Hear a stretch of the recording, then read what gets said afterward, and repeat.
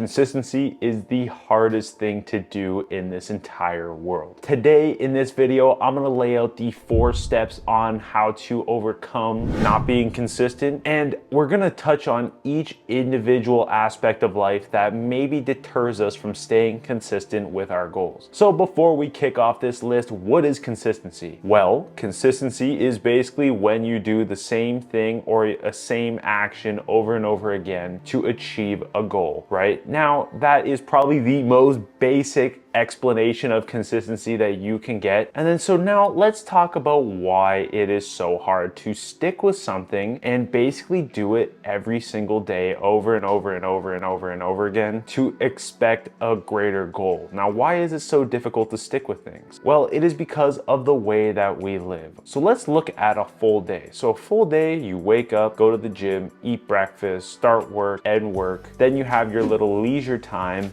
and then you go to bed. Now, is that ideal? Well, no. Somewhere in between there, you should be doing something that you want to achieve at the end of a certain goal. Now, the reason being consistent is so difficult is because we are so used to this fast-paced world where we're on our phones, we're scrolling through TikTok, and we see a whole bunch of new stuff. So we actually now have shorter attention spans than our ancestors, right? We want everything quick and done fast, and we don't really want to sit there and put in the effort to get things done. All right, now that is unfortunate because good things come to those who keep doing the same action every single day. Now listen, if you're not actually continuing and growing with this, then that is insanity. As Albert Einstein once said, I think it's like insanity is doing the same thing over and over and over again, expecting different results. Now, obviously, that's not what we're doing here. We're trying to get to a goal and we're trying to be better in some aspect. And you need consistency and staying consistent and basically just doing the same thing over and over and over, better than the day before to get better, okay? So now I wanna lay out this graph here, okay? So in this graph, we have short-term success, okay? Short-term success spikes up and comes right down just as fast.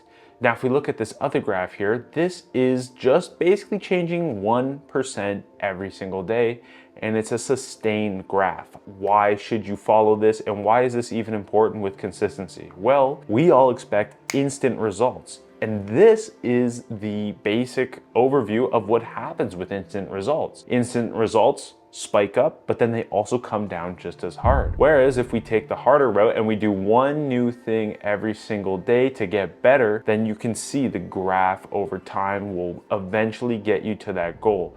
Now, obviously you won't hit that goal immediately, but getting better 1% each day is then 365% every single year. Imagine if you did this over 3 or 4 years, you are now way much better than when you started and you had that instant spike and you fell off hard. This whole concept is in the book Atomic Habits, where basically they say you should get better 1% every single day to then get better 365% at the end of the year. Now, there is also another thing that I like to do, and it's the barrier to entry with staying consistent. Now, I have been making YouTube videos now every single day for about 3 months, I wanna say. And why am I able to stay so consistent with my uploads?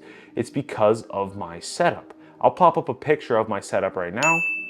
And as you can see, I have the camera sitting there at all times of the day. So I have my camera plugged in, got the Rode mic ready to go, Rode mic receiver on the top, and I'm locked in, ready to go. Now, I believe that this keeps me consistent, okay? Why? Because I literally can just whip around, flip the camera on, start recording, and I'm ready to go. And I don't have to think about it as much. And then once I'm done, I just take out the SD card, flip around, throw it in the computer, and I start my editing. Now, I believe that this was tremendous help to me actually staying consistent, because then I don't have to go grab the camera, go plug it in, get the tripod, get the mics, maybe they're dead, and then I have to wait for them to charge, and then just then I can start recording. No, the shit's right here, ready to go, flip around.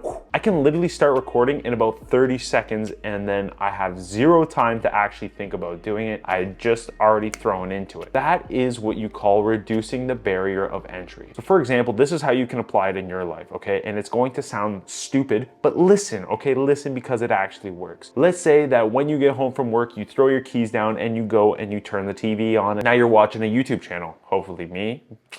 But let's say that you unplug the TV every time you are done watching it. Now you have to get up and go plug in the TV, and then after you're done, you have to unplug it, right? Would you go and sit and watch TV if you had to do that? The answer is most likely no. But let's say Parker Joseph just dropped a new video, then obviously you would probably want to do that to go see what's up. Otherwise, you wouldn't get up every single time to go turn on and plug in the TV. This is just one way of eliminating bad habits that waste a whole bunch of your time. And then you can fill it in with something else. So let's say that you want to learn the guitar. Well, get a guitar stand, have the guitar right there, and you can basically just pick up the guitar and start learning very quickly. So the root cause of actually not staying consistent all ties back to goal setting, okay? We don't set either A, realistic goals for ourselves, or B, goals at all. Like, some people don't have goals at all, and it's very hard to pinpoint where you want to be if you don't have your goals set. When I talk about setting goals, I don't say, listen, I'm gonna make $1 million in one fucking day.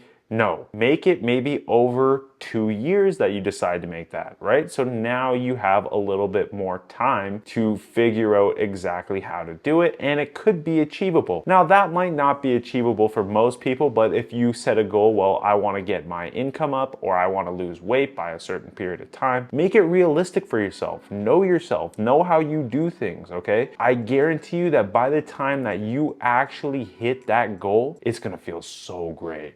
It's gonna be so much pleasure once you actually finish your goal. Now, why is this? It's because of our reward system. We want to actually achieve great things in our life, and we want to get things done, but we set the bar far too high for ourselves, and we try to achieve a goal that is very unachievable for us at this very moment. All right, guys, if you're watching this on your TV, go unplug your TV and go learn something new. Thank you guys for watching, and I'll see you guys tomorrow. Peace.